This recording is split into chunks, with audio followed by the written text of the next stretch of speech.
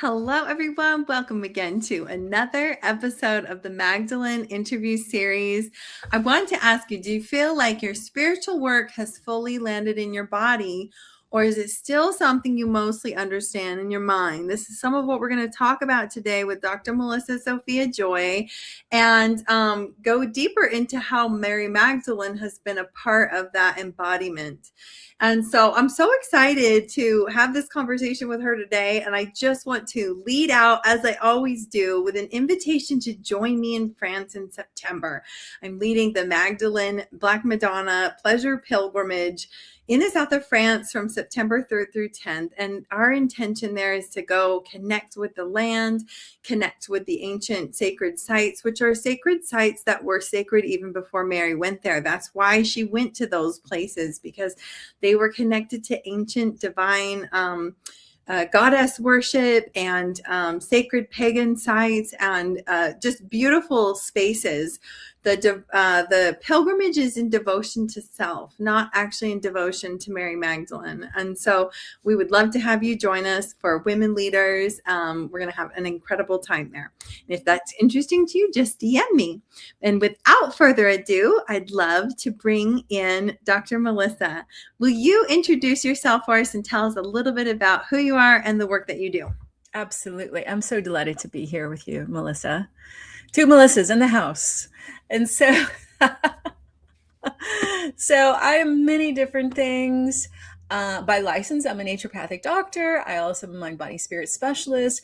But my deepest soul love has to do with the fact that I am the founder. Actually, I have to say co-founder, because Mary Magdalene is the one that taught me this, of Somatic Awakening, as well as founder of the Mystery School Sophia Healing Academy.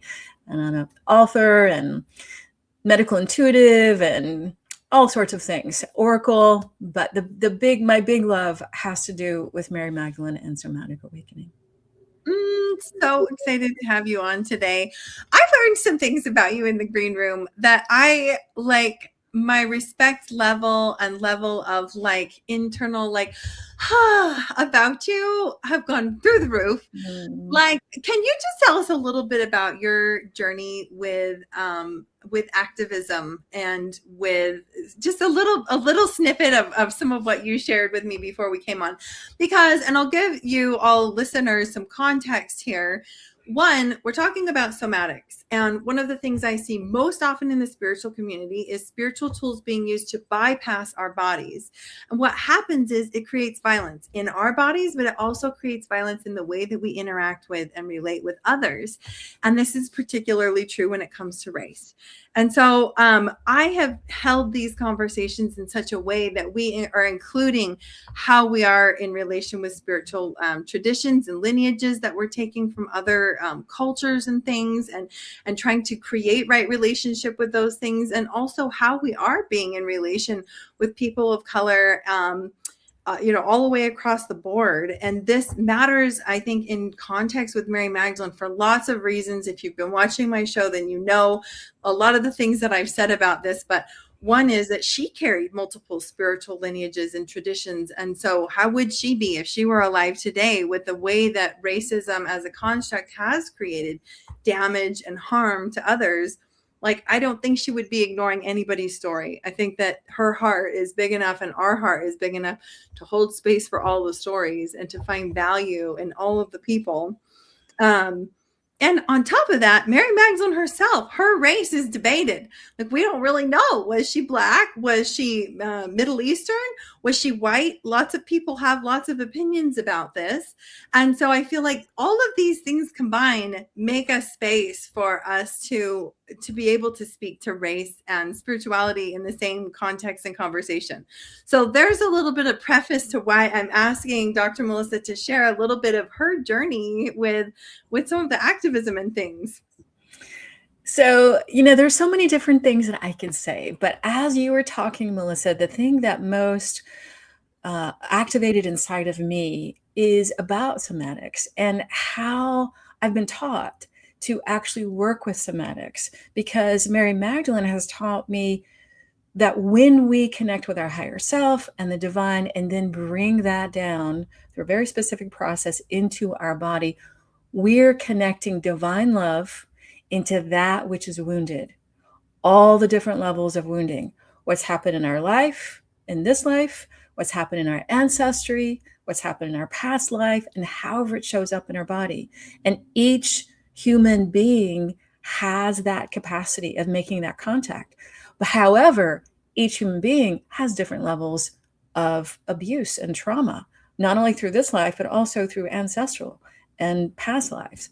And of course, those of color have more abuse history inside, not only because of whatever they've walked through in their lifetime, but also because of ancestry. And one of the things I actually shared with Melissa at the very beginning is that I'm from the South, and I take the balance and the seeing people for who they are and what they've walked through very, very, very seriously. So much so that there was one point when my uncle, who loves going into genealogy and all of that, he actually thought that we were slave owners. And during that time, I was in a huge process with my own healing with my father and grandfather and all of that. And that was one of the reasons, him thinking that we were slave owners, is why I changed my name from Patterson to Joy. I was very serious about them. Like, I don't have anything to do with it. And I want to be a beacon of light for healing in whatever way that shows up. As it turns out, he discovered that we weren't slave owners, which I was really happy about, but there were a lot of slave owners in that area in rural Kentucky. And so from there, I became an activist, all sorts of different levels of activism for many, many years, for well over a decade. I even directed a program called Consciousness Healing Ecology. And so the way that I look at things is from a very vast view of whoever is sitting in front of me. They have their very unique trauma history that is beyond even what we understand. And we have to look at the ancestral issues.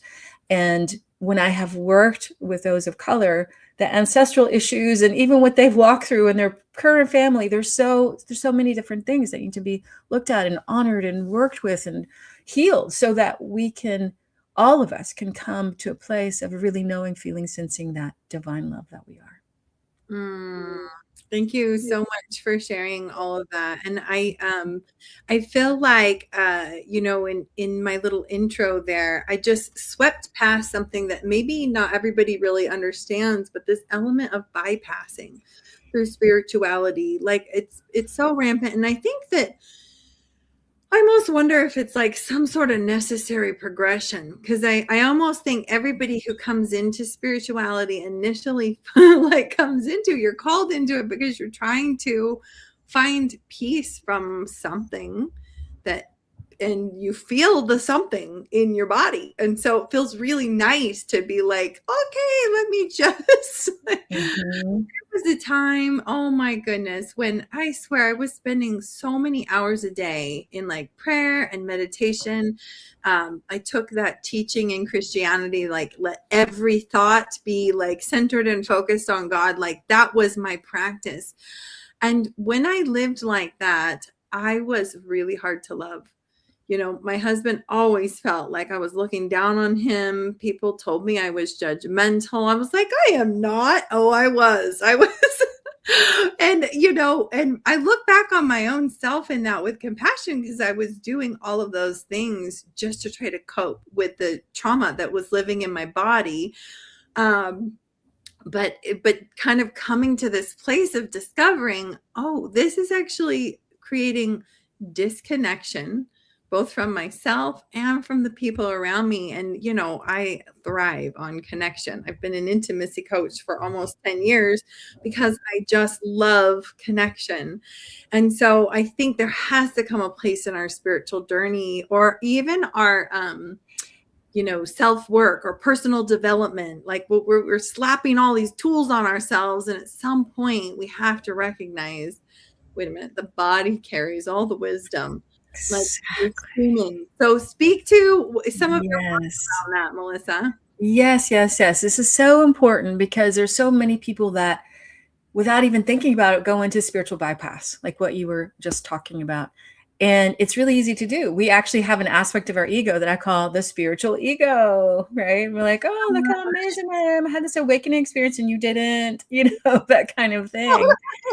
Right? I know I've actually been there whenever I was in my first the flush of spirituality. We're like, oh my God, there's something else out there. I can feel it and I'm living it. But then that very often like sidesteps our humanness, our ego, our negative voices, the somatic contractions. And very often, whenever people are in the what I'd call the first flush of spiritual awakening, or even feeling, sensing, knowing the divine on any level, right? It's easy to go, oh, I'm elevated now. I don't have to deal with the ego. I don't have to deal with the negativity, or the people who just focus on positive thinking. They refuse to look at any of the darkness inside. But the truth, I'm actually going to go back to Hermetic law: as above, so below. So as below, so above, right? So the deeper that we go, the more authentic we can move into our awakening. And that means actually being fully in the body, being into the experience, the feeling, the clairgnosis, meaning the intuitive experience of the divine within, and actually grounding into that. But we don't go into divine embodiment by a thought. We go into divine embodiment when we have the ability to transform the shadow, to really be with the shadow, to be with the shadow within ourselves, and to understand another person's shadow, so that we're not projecting onto them or bypassing or anything like that. And so the more that we transform, the words that I like to use is alchemically transform, because that's what we're doing in somatic awakening. As a divine comes in and meets in relationship, whatever is there, it literally alchemically transforms, dissolves the density that we hold within. And it's a process. It doesn't happen like that. But what does happen is that as the density dissolves, we automatically have a connection with the divine, because it's already right there. If we're using somatic awakening or something like it, or even some type of divine prayer, bringing it within, then the divine is right there. And as we go deeper and deeper into this transmutation process, the divine embodies more inside of us. And so, my favorite phrase is that we are both divine and we are human. And so there are times whenever we live the divinity and we know the divinity and we're in an awakened, ecstatic state. And then there are times when things don't go right in our day and we're, bumping around with our negative voices or someone else's trigger or whatever it is, right? And we're human as well. So we are both, really. And as we step deeper and deeper into the path of allowing both present, then the divine can hold even more of our humanity. But that doesn't mean that we're stepping over it or bypassing it. It's all needed for our deepening process of being divine humans. I love that. It makes me think too of this element of like, I think before, when I couldn't just allow the human, there was also a really intense emphasis on being in the light. And like you said, being high vibe or having positive thoughts or all of these things that ignored this whole other side of me. And I find it interesting, this like obsession with light, because the most spiritual experiences I've ever had are not in the light. They're always like snot-nosed in the dark of the bottom of my closet, or even, the time I baptized myself in this mud pond, or like, I think there's just, there's really something to this. And as I've been having more and more of these conversations around race as well, I'm like, where did we get this emphasis on light and whiteness and lightness and all of this? Like, I think that that's part of the conversation. Like somehow darkness and badness has been convoluted. And so the more that we do this, the more it does crack our heart open. And we were in the green room talking about how the more connected you get to the mother, the more your heart cracks open for all of humanity. And you can't stop. You can no longer just put blinders on and not see all of the humanness. And when you're in there and you're in the mud and you're in the muck and you're in the pain of, the things that are going on in the world and whatever, it's like, there's the divinity. There it is. And it meets you in that place.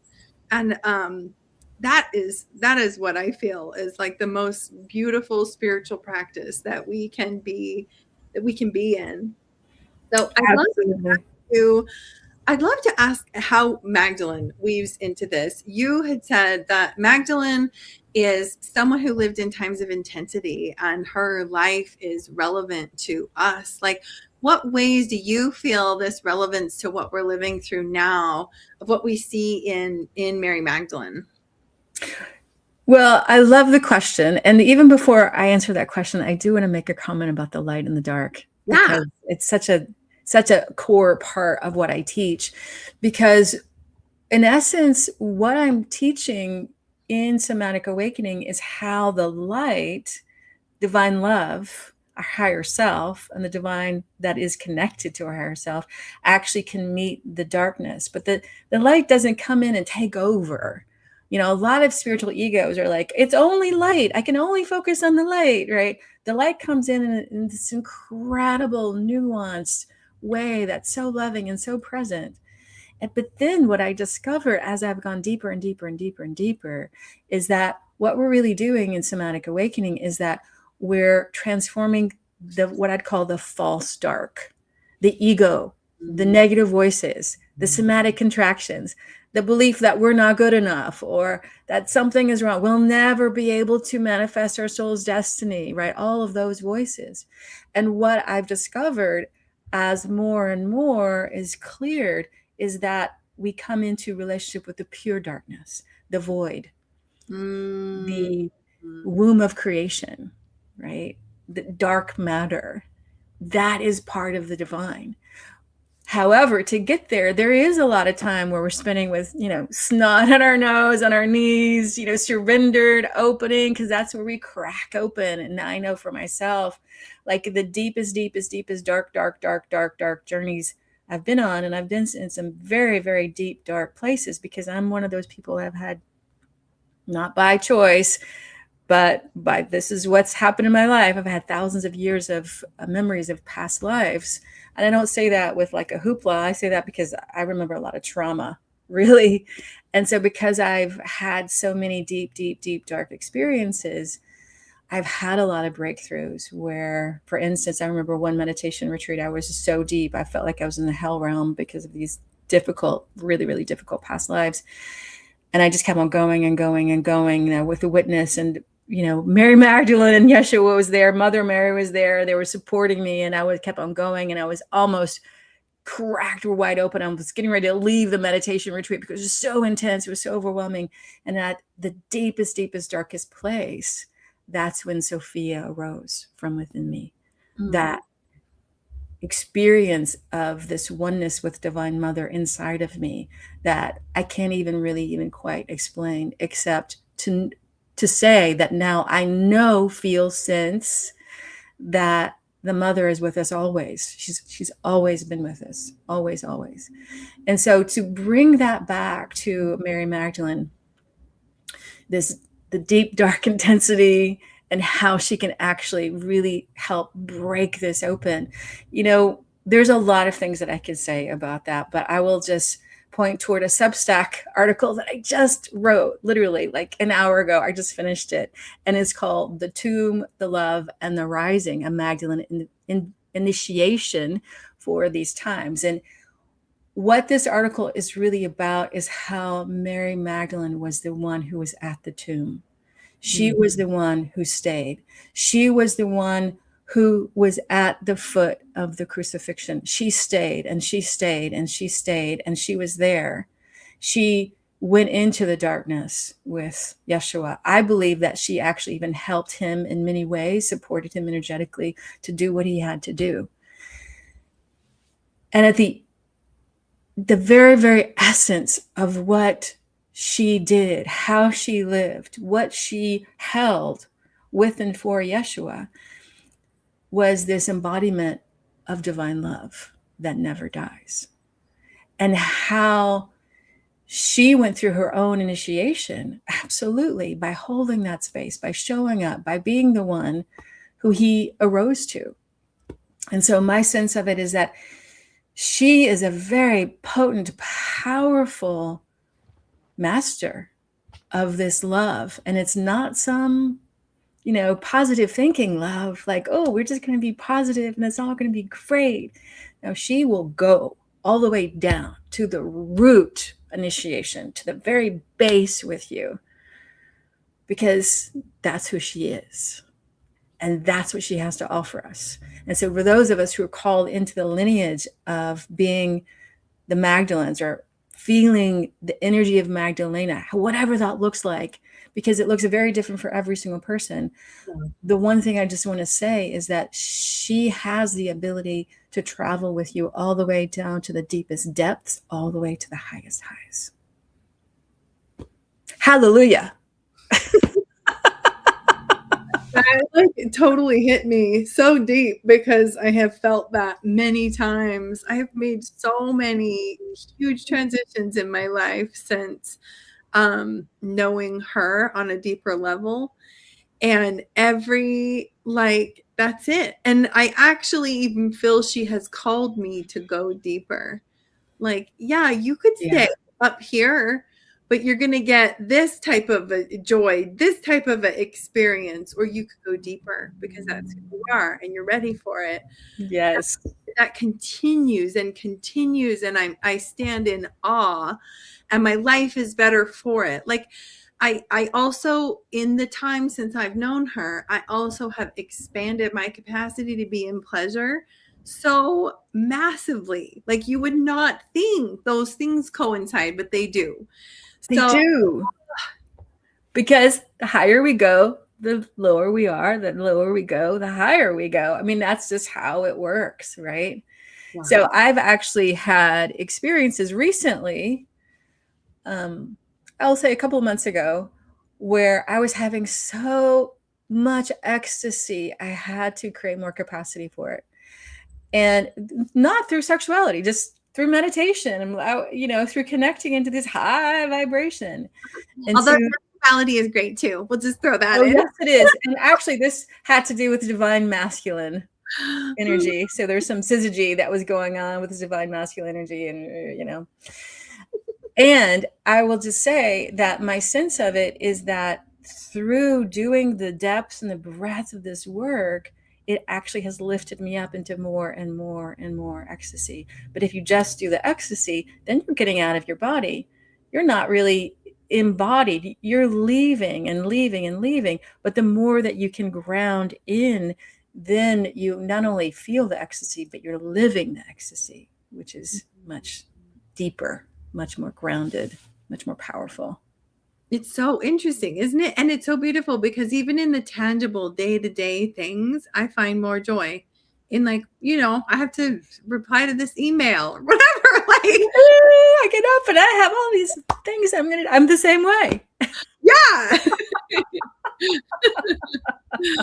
Most days, not all days. I'd love to loop back in the audience. And so if you're watching, we'd love to hear, do you have a connection with Mary Magdalene? Have you felt this capacity to be called deeper into the deepest parts of yourself through Mary Magdalene?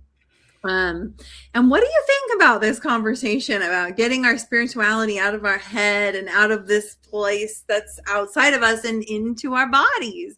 We'd love to hear from you. We'll continue to watch these comments, even if you're watching on replay.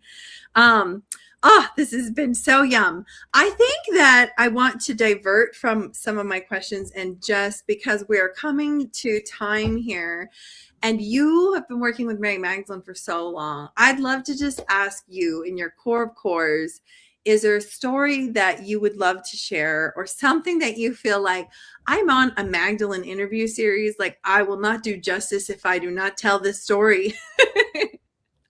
Yeah. And, there are a few different stories I could tell, but the one that is the real core story was the situation that I was in many years ago. I was in a dark night of the soul for many, many years, and it was very intense. And I was a person who was trying everything possible to feel better.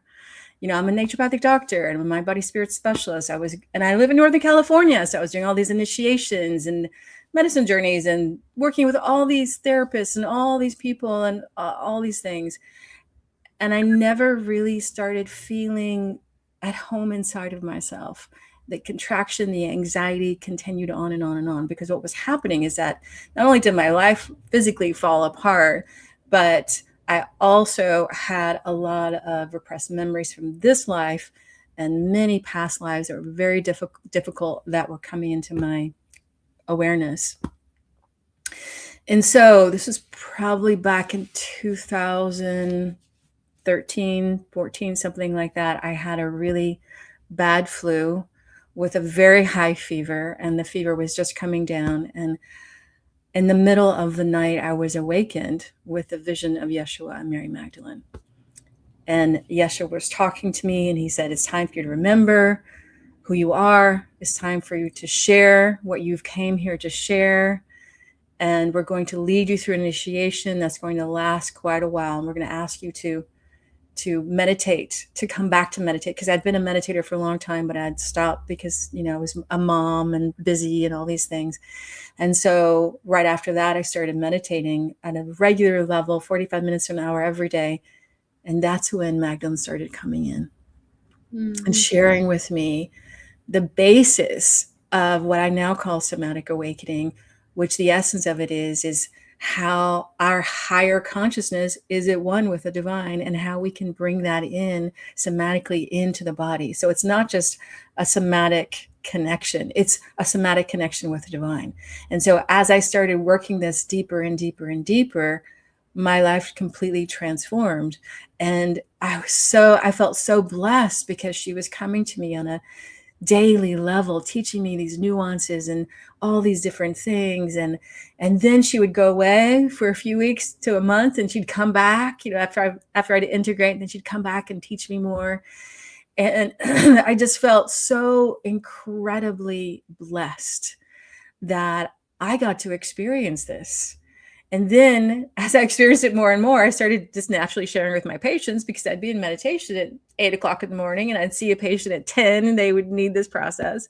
And that's when it all started exploding. And this is why I started teaching. But Magdalene has always been the primary teacher. And what's really very interesting, is that after I had already been practicing somatic awakening and sharing it with students, and I had started to share it sharing it with patients and started to share it with students, I started then leaning into the Nag Hammadi Gospels and started reading them. And that's when I realized that a lot of what they were talking about was completely connected to what Mary Magdalene had taught me in somatic awakening. And then later on, I find out through a deep questioning process through Mary Magdalene and Sophia and the Akashic records, like, what is this? I feel like I'm connected with this. And they're like, this was a practice called the abiding of the Holy Spirit. It was before Rome ever got involved. And you were a teacher of it. Whoa. Oh, wow. So I'm reconnecting to what I knew, but back then we could have easily gotten killed for it. Like, we had to have it underground, because Rome they were killing Christians right and left, right? But now we don't have to worry about that. Hallelujah. And you know, I've taken it and I've modified it for the modern world, but the essence of it is that. I just wanted to drop in for listeners. Nag Hammadi is a library in Egypt, I think, right? Well, actually, it's a town in Egypt. And what happened is that these Coptic priests, they were told to, you know, everyone was told to eradicate these gospels, but some Coptic priests actually stored these gospels in some containers and buried them in the desert. And they were found in the 1940s. So amazing. And then this is also where the Gospel of Mary was found. Yes, in that. Yeah. So actually, with the Gospel of Mary, that was found at another place. So I think it was in, I'm not quite sure exactly where it was, but I know some German historian got a hold of it. So there are a couple of copies that have been found with the Gospel of Mary, but all of these other Gospels, such as the Gospel of Thomas, the Gospel of Philip, and many others, Pistis Sophia, etc., were found. And these were, so if you don't know a little bit about what was going on back then, I'll just give you just a really small tidbit. So in essence, what happened is that when Constantine took over Rome, whenever he became the emperor, he said, okay, we're going to stop killing the Christians. We're actually going to make Christianity the governmental religion. However, they didn't just do a whole sweep. Yeah, you're all welcome.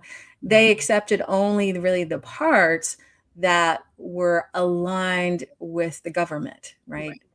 Right. So anything that said, oh, God is within you, and it's all about this, divinity being inside, that was swept out. And then there were heretics, right?